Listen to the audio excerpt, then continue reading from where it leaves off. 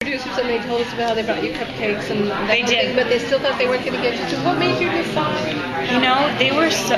It's them. They sent me cupcakes, Sherry and Jennifer. What? Your cupcakes? What are you talking about?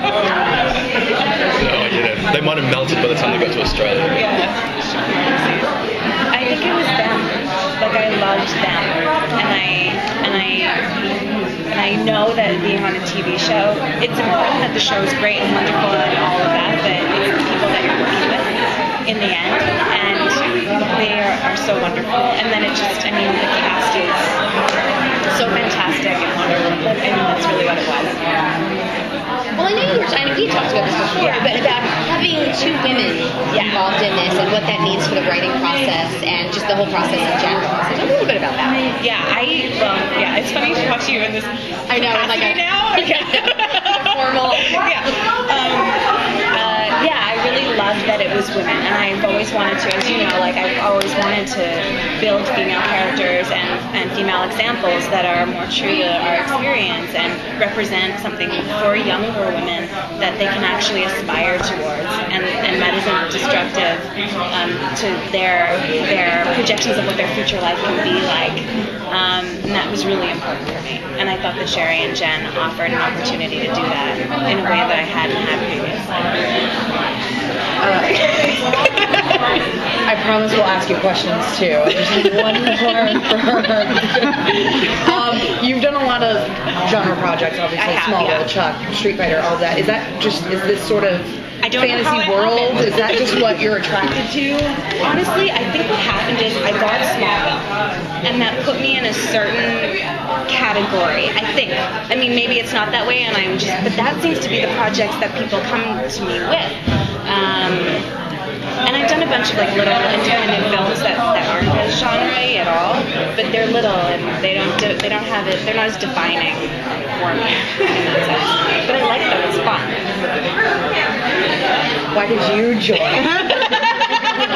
I was unemployed. That was your deep voice. Yeah, you were employed, from our understanding. I was very employed. Yeah, I was doing a Jane Campion miniseries for Sundance BBC, but I wasn't going to do pilot season this year because I was just going to put my head into this big piece we're doing in Queenstown. But they gave me a call and said, put yourself on tape. And I'm a fan of the original series. I grew up watching it. So I was really intrigued to read what their pilot was and how it related to the original series. And when I saw that it was very different, I was even more excited because I didn't want to try and remake that because the fan base is so huge, we just get our heads chopped off. And I'm a very physical actor as well. I've been trained in physical theatre, so the idea of him transforming into the beast and what I could bring to that as an actor was exciting for me. They said they loved you because of some sort of emotional danger you projected. What were you thinking about when you did your audition?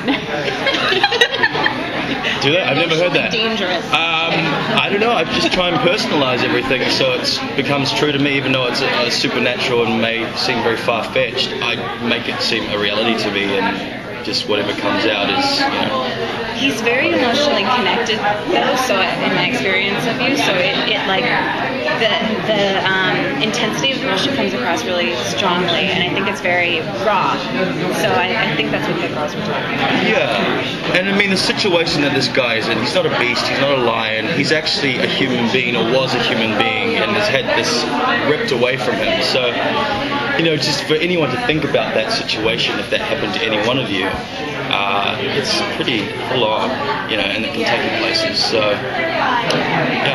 Most of us have seen the pilot, and so we have kind of an idea of what your characters are. But they said you, in particular, you become beastlier. They said, as the episodes go on. Did you notice that as the scripts are coming in, and are you playing him a little bit more? To tell you the truth, we haven't seen any scripts yet. Oh, okay. Yeah, Were you we're excited still in then early to be stages. beastlier? Yes, I'm excited about where the beast element can go. Yeah. And the whole backstory, it's huge. It can just go everywhere. There can be other beasts, because they were part of a military experiment, so he has other friends out there. I mean, most of them are supposed to be killed, but there's so many avenues you can go.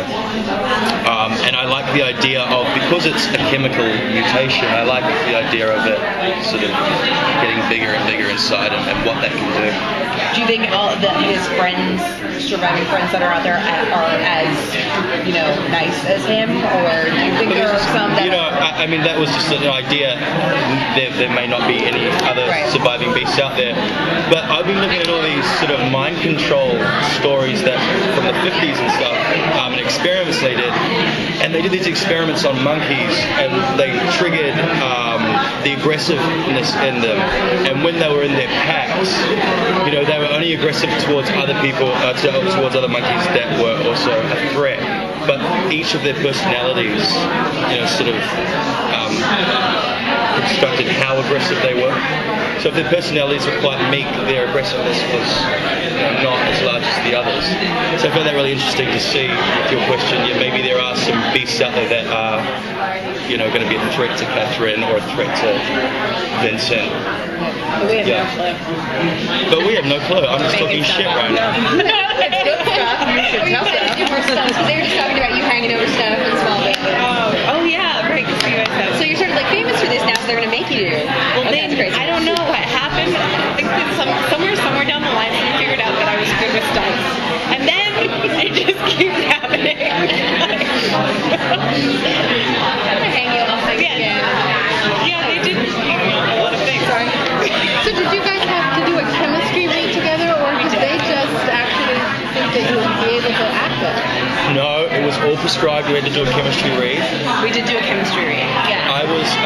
I was put over for a test deal, and then flown back, so I had to go back and shoot. And then when I got off the plane, I was told to get back on the plane, the next plane, and come right back to LA from New Zealand to do a chemistry read to meet Kristin, which was exciting. But and we did, we worked really well together and had a good connection. But because of my hair being shaved, they put a really bad wig on me for this chemistry read. So Kristin met me with this sort of alpha. Jay was more self-conscious about it than I didn't even. No one else noticed. I don't think. I looked like the West Bogan from hell. That's like white trash where I come from. Like it was. I was like, hey Kristin, I just got off the plane. I'm from New Zealand. I'm from New Zealand. Hope you like me. But it went well. Thank you guys very much. And on that note.